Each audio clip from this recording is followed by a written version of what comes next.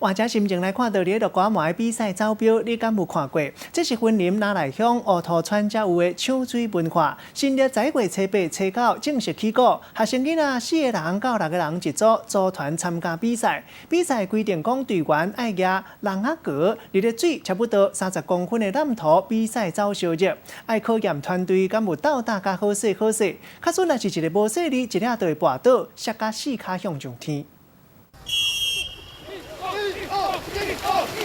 比啊声一个响，比赛就开始咯。参加的选手跟这落竹仔边的人仔高，6个人一组，12支骹出力安尼甲冲出去。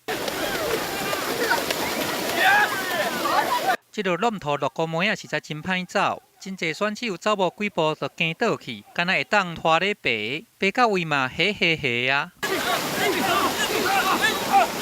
还佫有人一个无张持，煞走到连裤都流去啊！ 很累，然后很湿，然后跌倒会被拖着走。都是男的，然后一个女的话，那女生可能就会比较慢。然后我觉得要赢还是被拖着走就好了。少年人要来经验这项趣味的竞赛，就要来了解讲这是有起治的。因伫讲这个竹笼啊，或者笼仔糕，这是老祖先爬水的法宝。就是要互目前的人了解到咱以前的造田的艰苦。较早用竹仔来讲哦，是上方便的。